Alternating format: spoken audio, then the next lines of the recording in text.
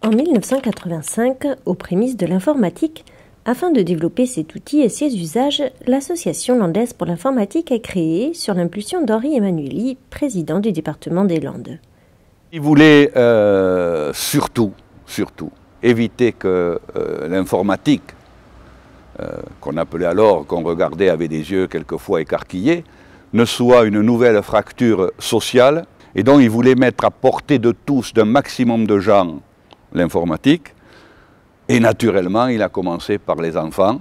À l'époque, l'informatique commence quand même à apparaître, à émerger sérieusement comme technologie nouvelle et puis ensuite comme vecteur de progrès. Je sens bien que les Landes ont une image assez rurale, qu'on tourne volontiers davantage vers le passé que vers l'avenir. Et donc j'ai pensé que l'installation de l'informatique, enfin en tout cas la vulgarisation de l'informatique, permettrait peut-être de redresser un peu cette image des Landes.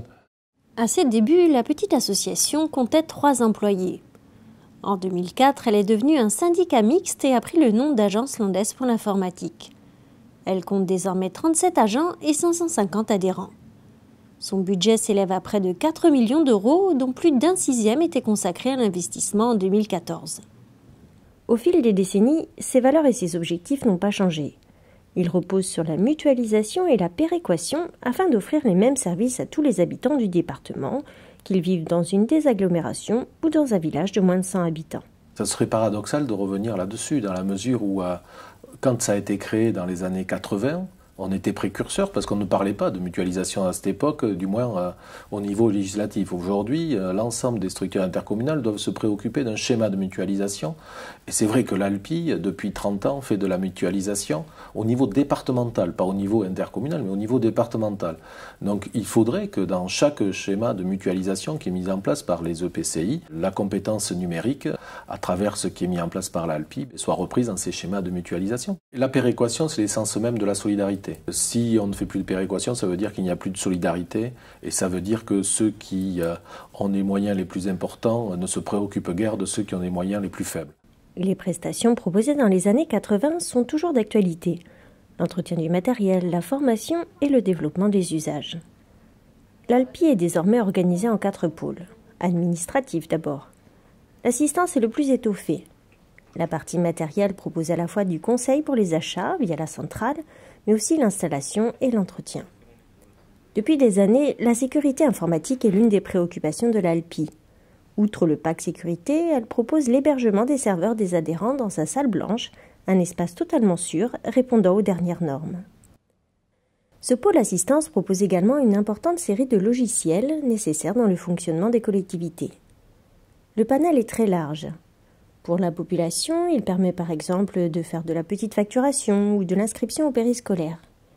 Pour le fonctionnement interne, il permet de réaliser les payes, les budgets ou encore de gérer les plannings des aides à domicile qui peuvent badger directement depuis leur smartphone et ainsi accéder à des informations relatives aux usagers. Ces logiciels sont adaptés aux besoins des collectivités qui sont régulièrement consultés dans le choix des prestataires.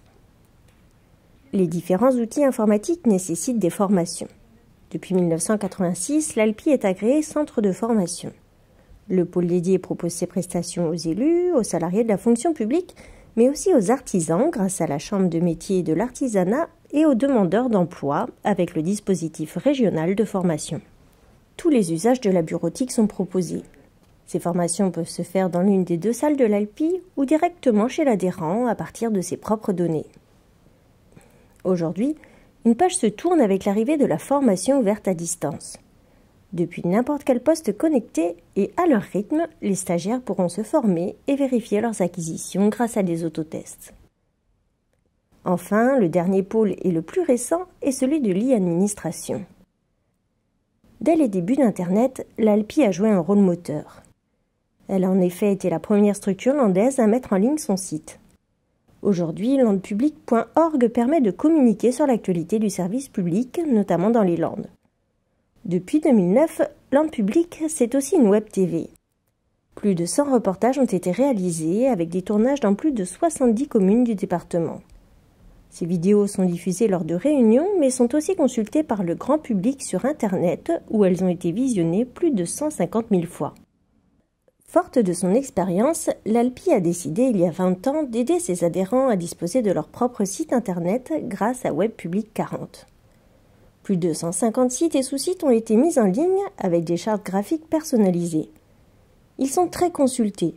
Plus de 6 millions de pages ont été vues en 2014, notamment parce que ces sites offrent aux internautes des services en ligne, comme la réservation de salles ou encore l'accès à servicepublic.fr où ils peuvent faire leurs démarches administratives en ligne.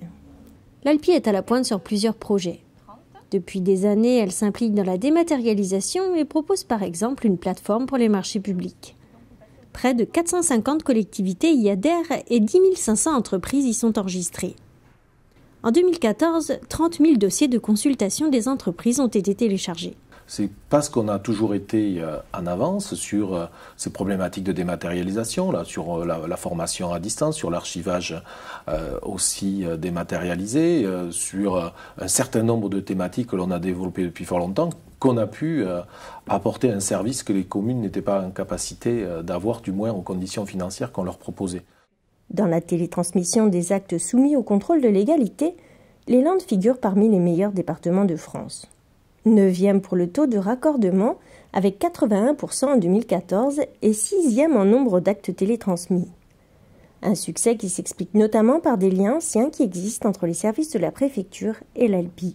La collaboration qui a été mise en place depuis plusieurs années entre la préfecture et l'ALPI pour mener à bien la formation, l'explication auprès des élus a très largement contribué au succès, parce que ce qui bloque souvent les collectivités, et notamment les plus petites collectivités, évidemment, c'est le caractère assez technique de la chose.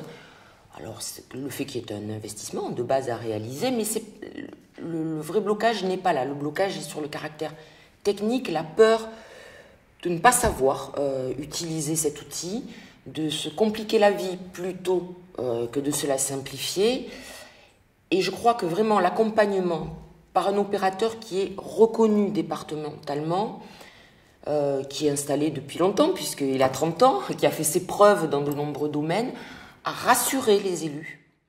J'ai coutume de dire que sur le territoire national, sur l'Hexagone, nous avons plusieurs opérateurs que je considère comme des pépites. C'est quoi des pépites? C'est des gens en qui l'État peut avoir confiance. L'État peut avoir confiance pour deux choses. D'abord, une confiance que je qualifierais entre guillemets d'institutionnelle. Ce sont des gens qu'on a repérés, qui sont fiables, dont on sait qu'ils parlent notre langage, qui est le langage de l'intérêt public. Et en même temps, ce sont des interlocuteurs qui sont, comme les meilleurs du privé, capables d'avoir le vrai langage de la technique et surtout, le plus important pour nous, qui sont capables d'innover. Nous avons tous besoin, dans les services de l'État, système d'information, d'avoir des interlocuteurs qui sont véritablement ce que j'appelais des pépites, c'est-à-dire qui sont capables de porter pour nous l'innovation et de tirer le système d'information Act vers plus d'agilité et de mobilité. C'est vraiment quelque chose de très fondamental pour nous, et il m'est déjà arrivé de consulter l'ALPI et de deux autres opérateurs que je ne citerai pas sur des projets d'innovation que j'envisageais. Nous allons lire. Donc c'est une première découverte de ces mots. Aux côtés des services de l'éducation nationale, l'ALPI s'implique depuis 30 ans dans l'informatisation des écoles. Depuis 2009, elle a contribué au développement de l'environnement numérique de travail Landécole. Avec 95% des écoles connectées, les Landes font figure de pionnières. Sorte de bureau virtuel, c'est à la fois un outil pédagogique pour les enseignants et un moyen de communication entre élèves, enseignants, mais aussi avec les parents. Disons que c'est un outil à usage du professeur, un outil en plus qui s'intègre, qui doit être intégré dans le paysage ordinaire de la classe à certains moments, en complément d'autres stratégies de différenciation pédagogique, mais c'est un outil qui peut être un déclencheur de réussite pour certains élèves qui, dans d'autres façons, n'arrivent pas à passer le cap et à être dans des zones un petit peu difficiles. Son expertise et son avance dans de nombreux domaines offrent aujourd'hui une reconnaissance nationale à l'ALPI. Quelques années après avoir été un membre fondateur de l'association Déclic, qui regroupe d'autres structures de mutualisation informatique, elle est devenue membre de la FNCCR, la Fédération nationale des collectivités concédantes et régies. L'ALPI participe ainsi aux réunions du Secrétariat général pour la modernisation de l'action publique, le SGMAP.